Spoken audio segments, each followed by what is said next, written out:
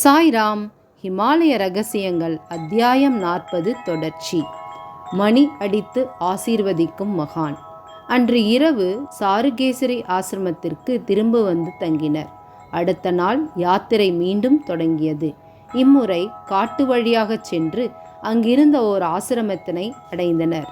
சாருகேசரியிலிருந்து 30 kilometre தூரத்தில் உள்ள அந்த கானகம் மிக அடர்த்தியானது, அபாயங்கள் நிறைந்தது.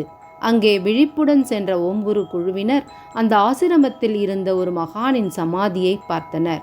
அவ்வாறு அந்த கானகத்திற்குள் சென்றபோது மாடு போன்ற மிக பெரிய உருவத்தை பார்த்தனர். அது உண்மையிலேயே ஒரு நாய் ஆகும். அந்த சமாதி உருவான நாளிலிருந்து அந்த நாய் அங்கேயே உள்ளது. அந்த சமாதி அருகே உட்கார்ந்து ஓம்குரு தீவிரமான தியானத்தில் ஆழ்ந்திருந்தார். அப்போது தியானத்தில் அவருக்கு மணி அடிக்கும் சப்தம் கேட்டது. ஒரு மகான் நீண்ட ஜடாமுடியுடன் மணி அடித்து கொண்டே ஓம்குருவின் மூடிய கண்களின் முன் தோன்றினார். யார் அங்கு சென்று தியானத்தில் அமர்ந்தாலும் அவர்களுக்கு மணி அடிக்கும் சப்தமும் அந்த மகானின் உருவமும் தெரியும்.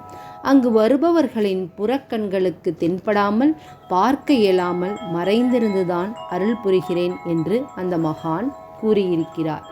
எங்கிருக்கிறோம் என்பதையே மறந்து போகும் அளவிற்கு அந்த மகானின் அன்பில் கரைந்து போன ஓம்குரு திரும்பி வரவே மனமின்றி இருந்தார். மற்றவர்களும் திரும்பி போக வேண்டும் என்ற நினைவே இல்லாமல் இருந்தனர். ஞாபக சக்தி முழுவதும் இழந்தது போல அவர்களுக்கு இருந்தது. ஒரு நாள் அங்கேயே தங்கியிருந்தனர். பரிக்கிரமா தொடர்தல். அடுத்த நாள் பரிக்கிரமாவை தொடர்ந்த ஓம்குரு அங்குள்ள ஒரு சிறிய குடிலுக்கு சென்றார். அங்கு ஒரு மகான் இருக்கிறார். அவர் பெயர் சியாராம் பாபாஜி ஆகும். அங்கு ஒரு ஆஞ்சநேயர் கோவில் இருக்கிறது.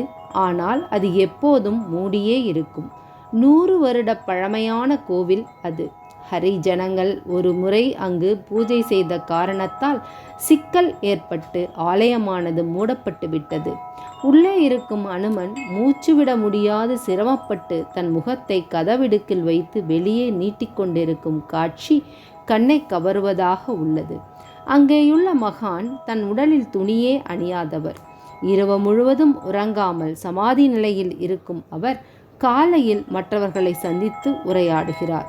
எப்போதும் மகிழ்ச்சியுடன் இருக்கும் மிக யதார்த்தமான அந்த மகான் இவர்களுக்கு பிரசாதமாக தேநீர் வழங்கி உபசரித்துள்ளார். இவர்களுக்கு ஆசி வழங்கி வாழ்த்தியுள்ளார். நாம் கொடுக்கும் தட்சிணை எவ்வளவு ஆனாலும் நம் பெயரை எழுதி வைத்து நமக்காக பிரார்த்தனை செய்யும் அற்புதமான மகான் இவர். 3வது நாள் பரிக்கிரமா தொடங்கியது. இம்முறையும் காட்டு வழி சென்றபோது அங்கு ஒரு ஆசிரமத்தை கண்டனர். ஆனால் அந்த ஆசிரமத்தை பார்த்த ஓம்குருவிற்கு அங்கு இருக்க வேண்டாம் என்று உள்ளுணர்வு சொல்லிற்று. மற்றவர்களும் ஒப்புக்கொள்ள அங்கிருந்து அவர்கள் புறப்பட்டு ஈஷாவாசா என்னும் இடத்திலுள்ள ஆசிரமத்திற்கு மாலை சென்று அடைந்தனர்.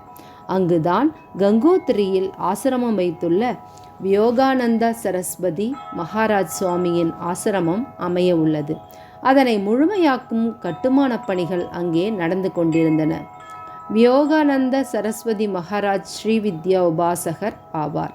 அவர் அதில் கைதேர்ந்த ஞானி ஆவார். கங்கோத்திரியில் உள்ள அவர் இங்கே எப்போது வருவார் என்று தெரியாது.